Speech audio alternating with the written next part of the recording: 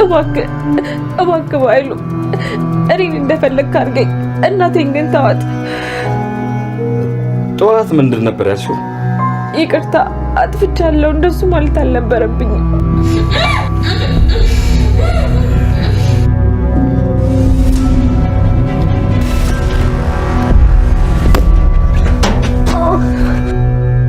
የብሌን ክፍል ላይ አልነበርኩ እንዴ? ቃልዬ ምን ተፈጥሮ ነው? ብሌን መተኛቷን አረጋግጠሽ ልትመለሽ ስትይ ድንገት መሬት ላይ ወደቅሽ። ቃል ግን ምን አለበት እንደዚህ ክፉባቱ እራስሽ መተሽ ጥለሻት መልሰሽ ታልቅሻለሽ። ቆይ ልብሽ ምን ያህል ክፉ ነው እንደዚህ ማስመሰል ይቻልሽ? ትላንትና አጣድፈሽ የጠራሽኝ ምን ልትነግሪኝ ነበር? በእናቴ ስም ቃል ገብቼማ በፍጹም አሏሽ። ቃል ያንቺ እውነተኛ ልጅ አይደለችም። ምን እያልሽ ነው? ከራሱ አፍ ነው የሰማሁት። ባለፈው ለመጣችሁ ልጅ ስትነግራት ነው የሰማሁት። በፍጹም አላምንም። ይሄንን ውሸትሽን ነው። አይደለም እንትዬ፣ በኃይሉ ያንቺን ሀብት ለመውረስ ያመጣት ልጅ ናት። እቅዳቸው ሙሉ አንቺን ገለው ሀብትሽን መውረስ ነው። ዝም በይ ውሸታ። ትንሽ ተሰማሽ፣ በቃ ወደ በኃይሉ ሄድሽ። እውነቴን ነው ትዬ። ቆይ አንቺ እኔና ልጅን ለማለያየት ለምንድን ነው የምትፈልጊው? ብንለያይ ምን ትጠቀሚያለሽ? ቆይ አንቺ ምንድን ነው ሀሳብሽ? አለያቸው ተብሎ ተልቆ ተሰጥቶሽ ነው? ምንድን ነው? ኧረ ትዬ እኔ ምን ተልኮ የለኝም አለሽ። ባይኖርሽማ ኖሮ ከመጣሽ ጊዜ ጀምሮ እኔና እናቴን ለመለየት አትሞክሪም ነበር። ትዝ ይልሻል ማሚዬ፣ በመርዝ ልገልሽ ነው ብላ እኮ እኔና አንቺን ልታጣላን ስሞክር ነበር። አንቺ ግን እንደዚህ መጥፎ ሰው መሆን ምን ያደርግልሻል? ስትታይ ጥሩ ሰው ነው የምትመስለው፣ ግን ውስጥሽ አውሬ ነው። ዛሬ ምንም ይፈጠር ምንም እነግራታለሁ። ይልቅ ምን ነበር ልትነግረኝ የነበረው? ዛሬ የምነግርሽ ነገር አለ ብለኝ ነበር። የሆነ ሕፃን ልጅ ነው ሰው ልኮልሻል ብሎ ሰጠኝ።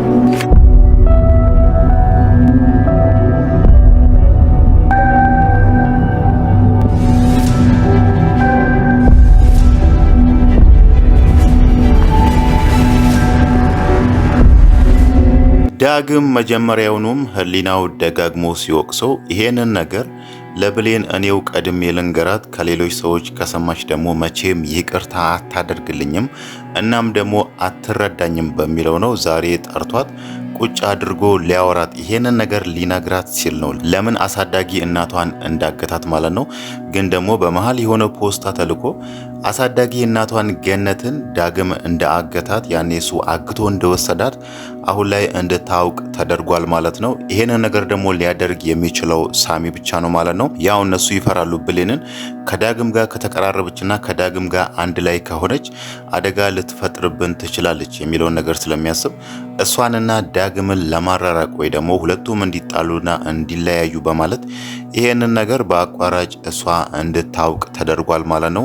ምናልባት ከዚህ በኋላ ዳግም አሁን ያለውን ነገር ሊያስረዳት ቢሞክርም ብሌን በቀላሉ ልትረዳው አትችልም ማለት ነው። ምናልባትም እሱ ሊላት የሚችለው በእናቴ አስፈራርቶኝ ነው የብሌንን አሳዳጊ እናት ገነትን አግተ ካመጣህልን የሆነ ክፍል ውስጥ ለተወሰነ ቀናት እናስቀምጣታለን፣ ላንተ ደግሞ እሷን ላገትካት ወላጅ እናትህን አሳያለሁ ብሎኝ ነው ለ18 ዓመት ሙሉ የናፈኳትን እናቴን ለማየት ከመጓጓት የተነሳ ነው ያንቺን አሳዳጊ እናት ያገትኳት ብሎ እዚህ ጋር ለብሌን ቢነግራትም እሷ ደግሞ ልትናደድበት የምትችለው ይሄንን ነገር ለምን ቀደም ብለህ አልነገርከኝም? አሁን ሰዎቹ እኔን ካሳወቁኝና የሆነ ሰው ያንተን ተንኮል ያንተን ክፋት ከነገረኝ በኋላ እዚህ ጋር ደግሞ ንጹህ ሰው ለመሆን ራስን እንደ ምስኪን እንደ ንጹህ ሰው ለመቁጠር ይሄንን ነገር አሁን ብትነግረኝም እኔ ላምንህ አልችልም፣ አንተ ውሸታም ነህ፣ አስመሳይ ነህ ብላ ከዳግም ጋር መጣላታቸው አይቀርም ማለት ነው። ዳግም ግን ወዲያውኑ ነበር ፖስታው ሲመጣ እሷ ቁጭ ብላ አጠገቡ ልትከፍቶ ስትል ድንጋጤው ከፊቱ ላይ ሲታይ ነበረው ማለት ነው።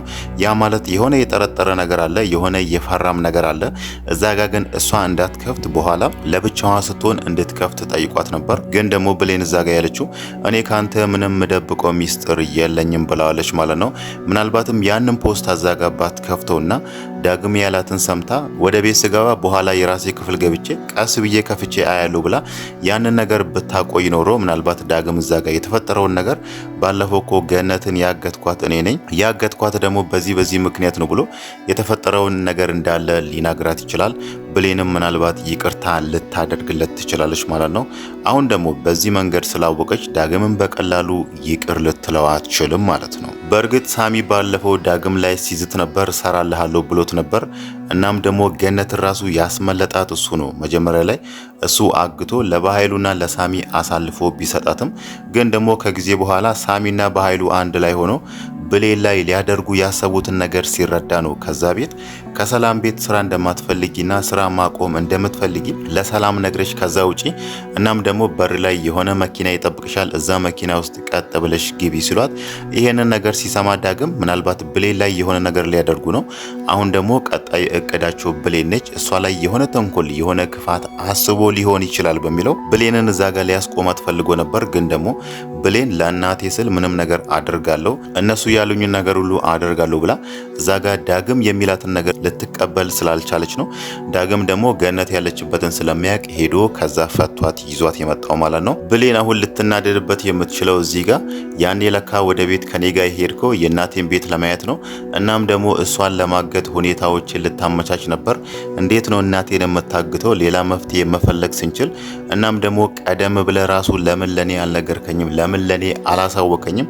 እንዴት እናቴን አገትክ ብላ ሁለቱም መጣላታቸው አይቀርም ማለት ነው። ሳሚ ደግሞ አሁን ላይ ብሌንን በሌላ አይኑ እያያት ነው። ዛሬ እንደውም ሲል የነበረው ከራሱ ጋር ሲያወራ የነበረው እኔ ለማንም ሰው አዝኜ የማላቅ ማንም ሰው አሳዝኖኝ የማያቅ አንቺ ለምንድን ነው የምታሳዝኝ? እናም ደግሞ እያለቀስሽ ወይ ደግሞ እየተኮሳተርሽ ራሱ በጣም ነው የምታምሪው፣ በጣም ደስ እያልሽኝ ነው ብሎ ከአሁኑ ለብሌን ሌላ ፍላጎት እንዳለው እያሳየ ነው ማለት ነው።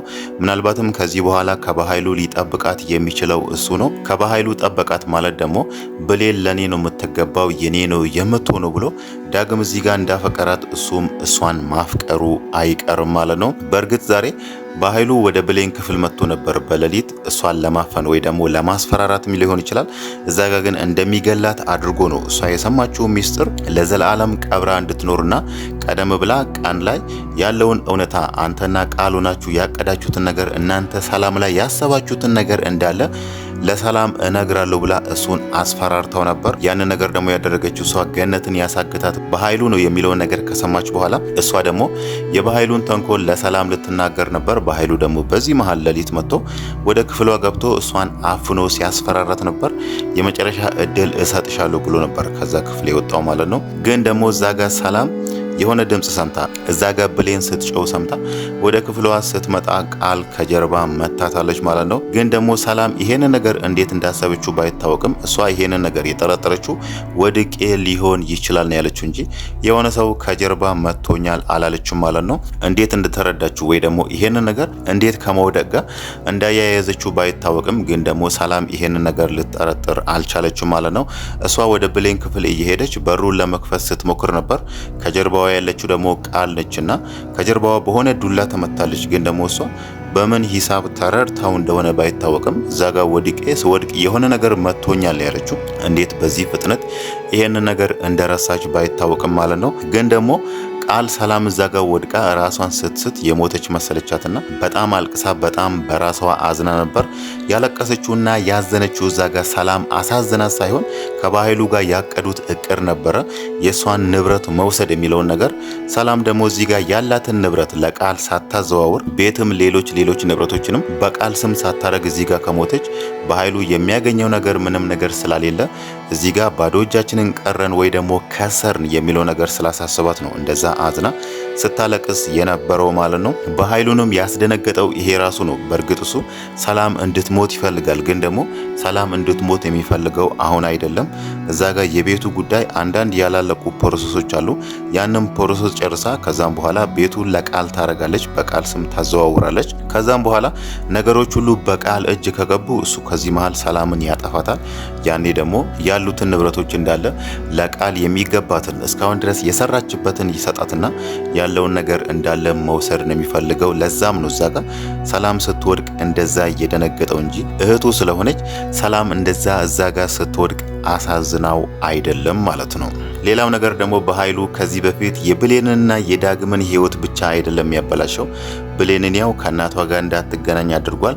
ዳግምን ደግሞ ከእናቱ ሰርቆ ወስዶ ነው የጉልበት ስራ የሚሰራበት ቦታ ወስዶ እሱን በገንዘብ የሸጠውና ለ18 ዓመት ሙሉ ከእናቱ የለያየው ማለት ነው። አሁን ደግሞ ሌላ አዲስ የሰማነው ነገር በኃይሉ የሳሚ ቤተሰቦች ላይ ራሱ የሆነ ነገር እንዳደረገ ሳሚ ዛሬ በውስጡ ሲያወራ ነበር።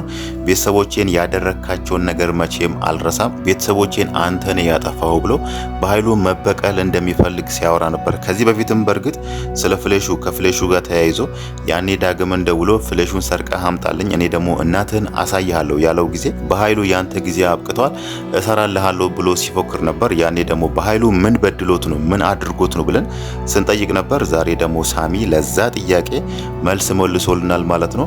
በኃይሉ የሱም ቤተሰቦች ወይ ገለዋል ወይ አጥፍቷል ማለት ነው። ለዛ ደግሞ ሳሚ አሁን ላይ እሱም መበቀል ይፈልጋል። በኃይሉ ደግሞ እዚህ ጋር ምንም የሚያውቀው ነገር የለም። ምናልባት እዛ ጋር ያጠፋው ቤተሰብ የገደላቸው ቤተሰብ የሳሚ ቤተሰቦች እንደሆነ አያውቅምና አሁን ላይ ሳሚን እያለ ያለው ከጎዳና አንስቼ አሳድጌ ነው እዚህ ያደረስኩ እንዴት ፍለፊቴ ትቆማለህ ብሎ ነበር። ያኔ እሱ ብሌንን የሆነ ነገር ለማድረግ ያኔ ሊመታት ወደ እሷ ሲሄድ ማለት ነው።